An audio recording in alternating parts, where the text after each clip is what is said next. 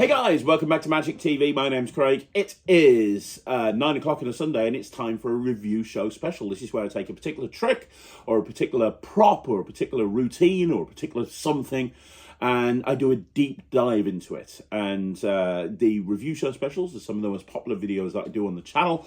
It really allows me to go really in depth with a particular product rather than kind of just going through it quickly in the Craig and Ryan review show. And today I'm going to be looking at a book that a lot of people have asked me to review.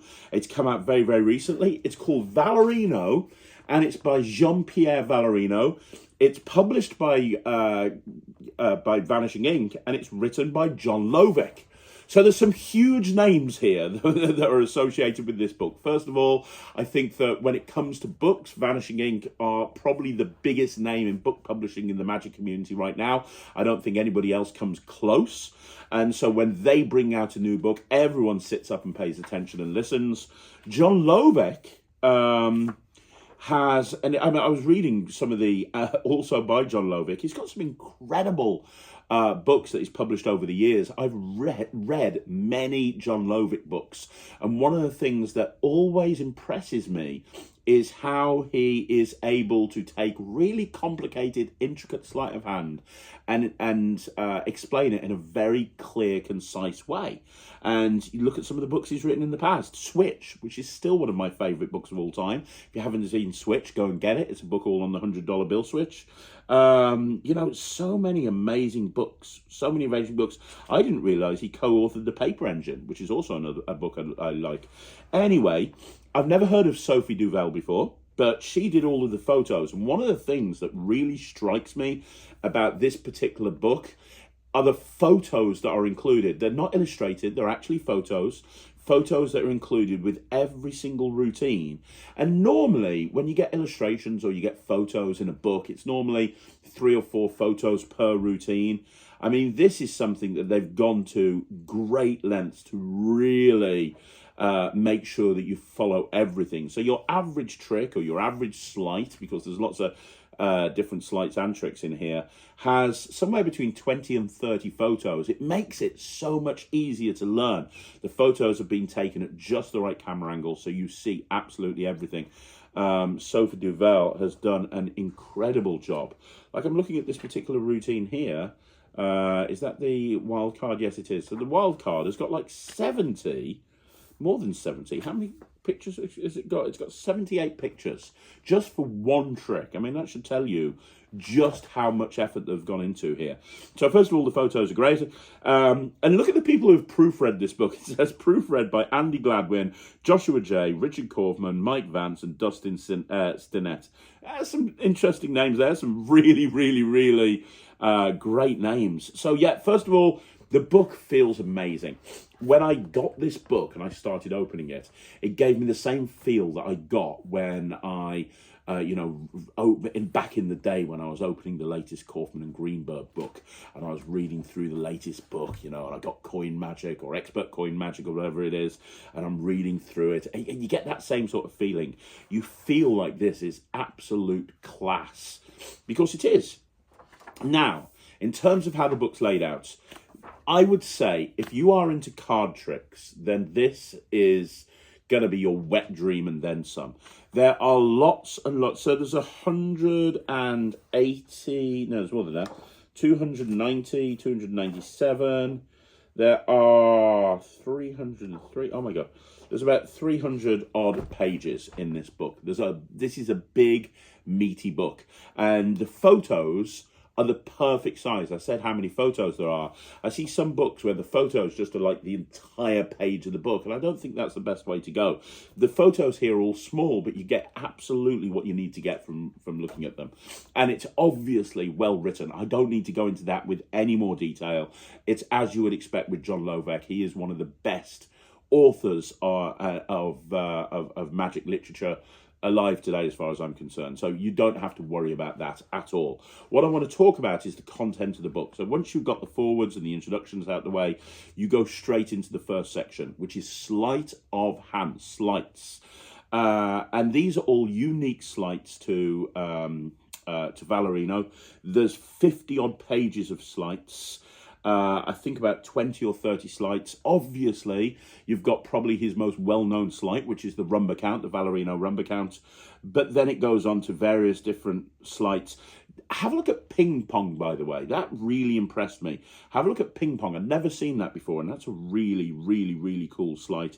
You've got top palms, you've got bottom palms, you've got strip outs, you've got spread passes, you've got cascades, you've got multiple colour changes, you've got everything. So you've got all the unique sleights here, which is great because it means if they're referenced in a routine in the book, you can go back and you can look at the sleight section, which is fantastic. And then you go into the actual meat and bones of the tricks. Now, there are some coin tricks, which we'll get to in a bit. But first of all, let's go through the different sections in the book. And the first section is ace assemblies. Now, some of the routines that you're going to learn from this book are fastidio. They're from a shuffled deck of cards in use. You don't need any gimmicks. You don't need any extras.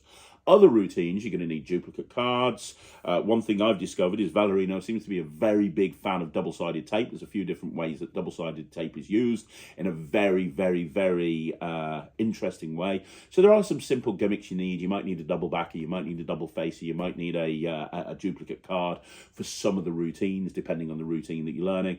But there's nothing crazy in terms of making a gimmick. It's not like you're going to need to sit there for 6 hours following some sort of crazy tutorial to make a gaffed card. That's not what this is about. If there's a gimmick that's been used, it's a very simple gimmick that you can either you'll have sitting around your house or you'll be able to make in seconds. There's 6 different ace assembly routines. Very interesting takes on it. I very much liked the 4 jack squared, which is really kind of like it feels like a coin routine, but for playing cards. It's not like your normal ace assembly. So basically what happens is that you have a deck of cards and you cut it into 4 piles and you put it in a square formation like a matrix, and you put a jack on top of each one of the piles, and immediately they go and join onto the one packet. It's really very well structured. Also, the ultimate McDonald's Aces is a magician fool. I'll tell you right now, it doesn't use the traditional McDonald's Aces gaffs, but it's a magician fool. I wish I'd seen this performed and I didn't just read it, because I think it would fool the absolute pants off me. If you want an ace assembly that's going to fool your magic buddies, Ultimate McDonald's Ace is definitely the one. On that point, by the way, it's worth noting that one of the great things about this book is the crediting in here. The crediting is exceptional. At the beginning of every single routine, the crediting is really in depth. I mean, Ultimate McDonald's Aces has 2 or 3 paragraphs about the McDonald's Aces plot before it gets into exactly what Vallarino's done with it. Now, my favourite ace assembly is actually the progressive aces, which, if you're interested, is on page 71 if you've got the book. I've always been a big fan of the progressive ace assembly plot, and this is the best version that I've ever seen. It's got so many things going for it. Yes, you need a table, but you can use any surface.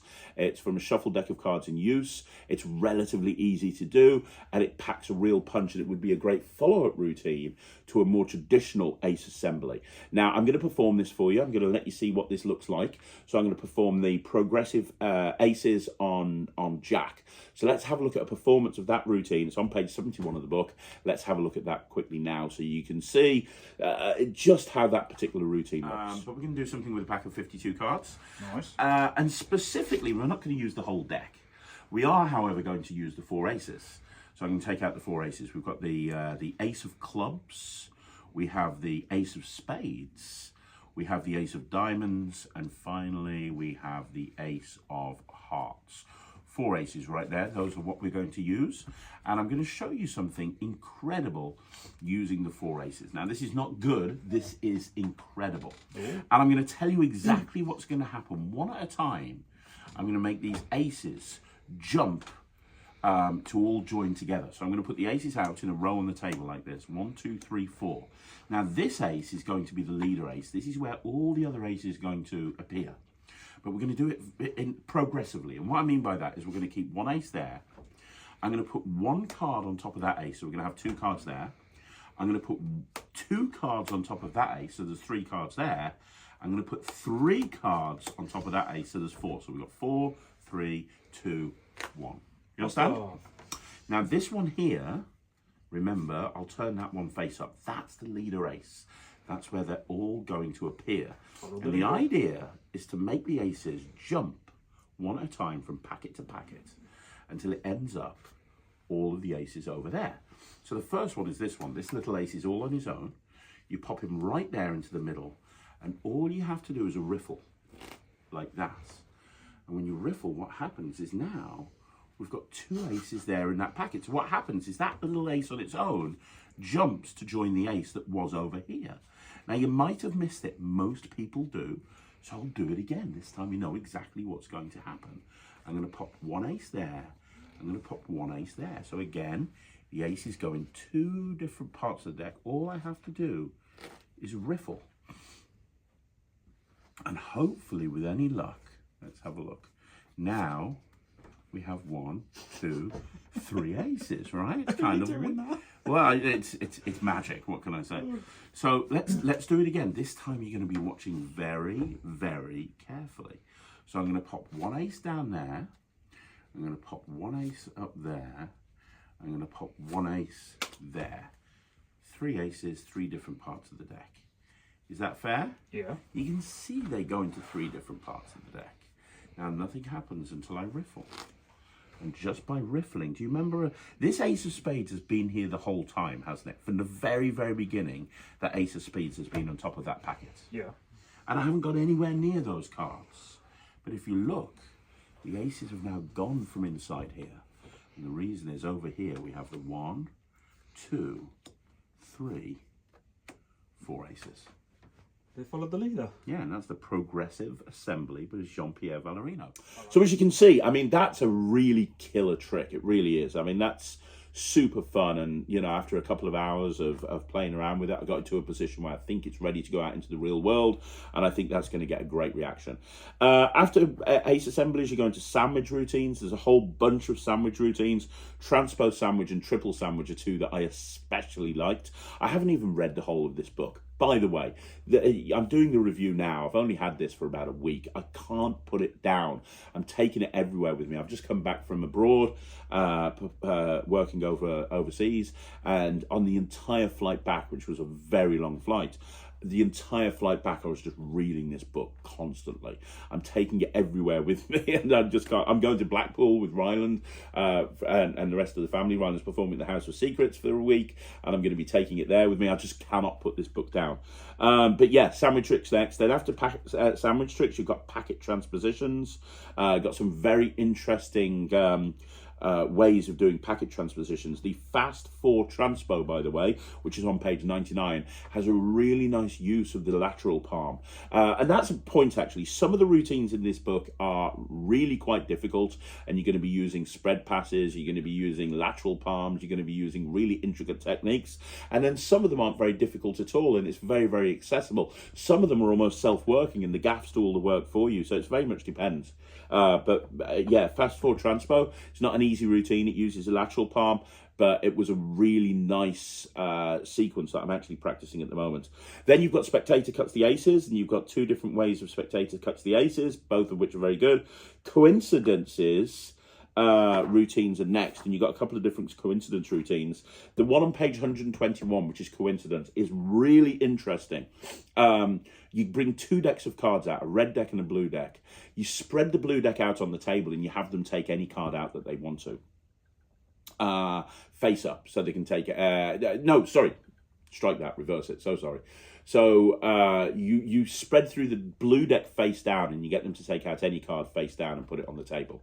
And they do. You then take out the red deck and you spread it on the table, and you say, I think you went for that one, and you take out the a card from the red deck, and they match. I mean, it's really no marks, regular decks of cards, really, really clever, really well structured.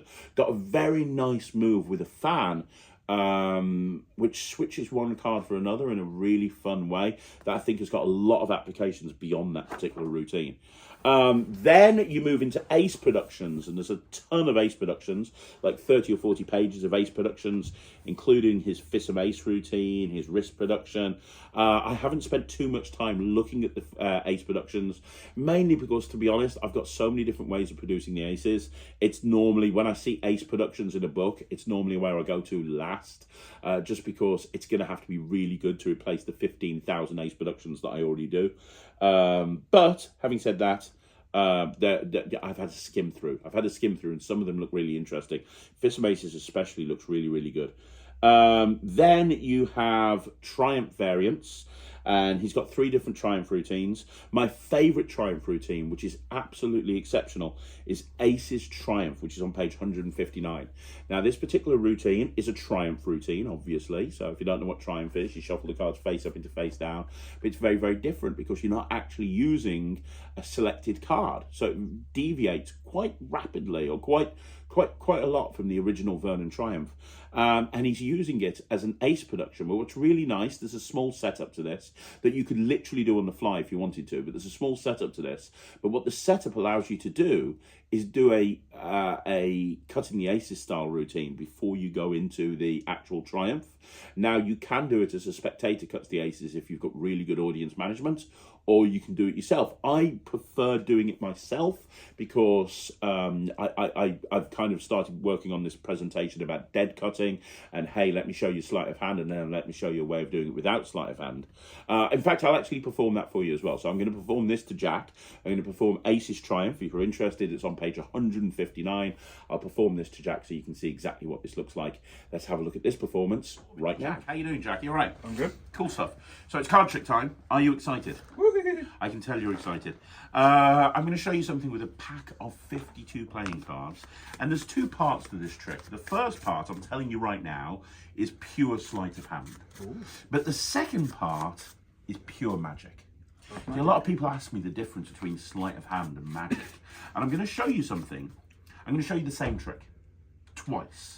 But the first time I'm going to do it using sleight of hand. The second time I'm going to do it using real magic, Jack. This is going to be very exciting. Dun, dun, dun. So first of all, sleight of hand. From a shuffled pack of 52 playing cards, I have to cut the deck in just the right place. Now, this is called dead cutting. Dead cutting basically means cutting to a very specific part of a deck. You cut, no, you see, that's not right. Let me try again. You cut there, you cut there, you cut there. You dead cut to a very specific part of the deck. That's what it looks like. You just cut the deck 4 times. Now that, it just looked like I cut the deck, right? Yeah. That took years of practice. Now, if you think about it, I cut to 4 individual cards. I cut to this card, I cut to this card, I cut to this card, and I cut to this card. 4 different cards. Jack, I want to point out to you that these cards were mixed up. They're in no particular order. Jack, you saw me shuffle these cards, right? Yeah. You saw me mix them up. You then saw me cut to 4 particular points. These 4 cards here. The reason this is so difficult is because I was able to cut to the 1, 2, 3, 4 aces. Well, that's ace. No, that's ace. Thank you for the incredibly witty pun there. Now that's sleight of hand, right? That what I just did is sleight of hand. But let me give you another example. I'm going to show you how you can do this exact same thing, but instead of using sleight of hand, I'm going to show you how you can do. You can use real magic to do the same thing, right? Ooh. I'm going to pop the aces down into the middle of the deck and leave them in there. And now I'm going to give the cards a very special shuffle. This is the sort of shuffle that you should never, ever in a million years do. I'm going to take some of the cards face down. I'm going to take some of the cards face up. And I'm going to shuffle these cards face down into these cards face up. And I want you to see, this is not one of those TV tricky magic shuffles. I want you to see that I really am shuffling the cards face up into face down. Is that fair? You can see the cards being shuffled face up into face down, right? You made a mess. I've made a mess, but I'm going to go one step further. I'm going to do it again. I'm going to shuffle the cards face up. Let me see if we can do it this way. I'm going to shuffle the cards face up into face down. I want you to see that now I've done that. You've got cards face to back, you've got cards back to face. All the cards are face up, face down. It becomes 20 times harder because I don't know if the aces are face up or face down. This is how you find the aces using real magic. You just snap your fingers. One snap is all it takes. And when you snap, what happens is every single card sorts itself out. Whoa. Except for 4 cards right there in the middle of the deck. And the 4 cards are the 1, 2, 3, 4 aces. And Jack, that is a triumph. I definitely like the second one better. Oh, thank you. Appreciate it. Okay, so isn't that a really beautiful routine? Again, it's a Fastidio routine. Well, it's not quite. There's a small setup, but you could get into it in the fly if you wanted to. But there's no gaffs, no gimmicks, no nothing like that. It's just a very small setup that you can get into very, very easily. And it looks really good. And there's no full shuffles. That's what's really cool about it. You're not doing Zaro shuffles or push-through shuffles or anything like that. The method behind it is quite ingenious. Now, after that, you've got two very small sections, both of which have got two tricks in it. Mystery card routines, Nonsense and Dream Wonder, both of which are good. And collectors routines, collectors and fast collectors, again, really good. I know collectors is a love-hate thing. You either love it or you hate it. I love collectors, and so I appreciated both of them. And then you're going to go into miscellaneous card tricks, which is probably the biggest section in the book. Miscellaneous card tricks. This runs from page 191 to 274. So it's about 80 pages of miscellaneous card tricks. And it's stuff that can't really be categorized into anything else. So you've got poker routines, you've got ambitious cards, you've got card to pocket style routines, transpositions everywhere and nowhere. You've got his version of Reset by Paul Harris, his version of Wildcard, which is really nice actually, his version of Wildcard. If you're interested in a really good wildcard routine, then Ultimate Wildcard is one that you might want to go for. And then you've got coin magic. Now, what's interesting about the coin magic is everything other than one is a coin. I think hang on, is basically a matrix. There's only one routine which isn't a matrix, which is this one right here. So Rub Plus, which is 3 coins are held in your left hand. The coins are taken in the right hand one at a time and vanished, and then the coins reappear on the back of your left hand, which is really cool. A lot of back clipping, a lot of technical coin magic. But every other coin routine is an assembly of some description. And what's really nice in the photos of those particular coin routines, they've used like see-through cards, so you can actually see exactly what's going on at every point, which I thought was a really nice touch. So that's great. I mean, to be honest, if you're a coin guy and you're looking for new coin magic, this is not the book for you. This is predominantly card magic with some coin assemblies in there as well. But the coin assemblies are great. I haven't really spent too much time learning them, but the coin assemblies are really, really good. And that's it. That's the whole book. So that's the whole thing. This is a fantastic book. Vanishing Ink have a reputation for bringing out high quality books, and this is no exception. This is a high quality book. It's one that you would be proud to own. It's one that you would be proud to have in your library, and it is a collection of fantastic killer routines that you can, some of which are going to take some practice and they're going to be really fun to practice. Other routines you can literally take out, spend a little bit of time practicing and put them into your repertoire straight away. But they're fun routines to learn. And the illustrations and the way that the book is written by John Lovick makes it very, very easy to digest. We've all read those books in the past, and it's almost like a mission to read them. You know, those books where you get like a quarter of the way through and you give up because they're so difficult to get through and they're so heady and they're so complicated that you're just kind of like, why am I doing this? This is a fun book. This is a fun book just to pick up and just open at any page and just go, you know what? I'm going to learn Vallarino's Ambitious Card. Let's do it. You know, it's a book like that. It's one that you'll carry around with you everywhere. And I'm confident that anybody who's watching this, if you pick this book up, you're going to get routines out of it. And I know people are going to say, because they've said it online, $65 for a book? That's quite expensive. Well, yes, it might be expensive. $65 for a book I don't think that expensive when you consider that there's 300 plus pages. But put it this way, most people will buy without question a trick that's 20, 30 pounds. Without question, they'll buy that trick that's 20 or 30 pounds. And that trick probably isn't as good as this. I don't know how many tricks and sleights there are in here. Probably with tricks and sleights together, you're coming on to about 80 to 100 different sleights and routines. When you consider how much that is per dollar, you know, it's incredibly cheap. This is incredibly good value.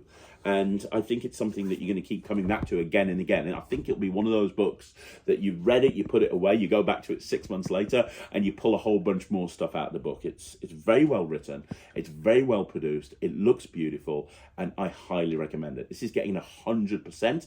Vanishing Ink continue their run of incredible books that they've published, and this is one that is amazing. I didn't really know much about Jean-Pierre Vallarino. I wasn't really a student of his work, to be honest, before this point. Obviously, I'm aware of some of his more popular effects, and obviously I've used the Vallarino Rumbo count for years, but it's not somebody who I spent a lot of time studying. So having the opportunity to see all of the material in this book has been absolutely fantastic.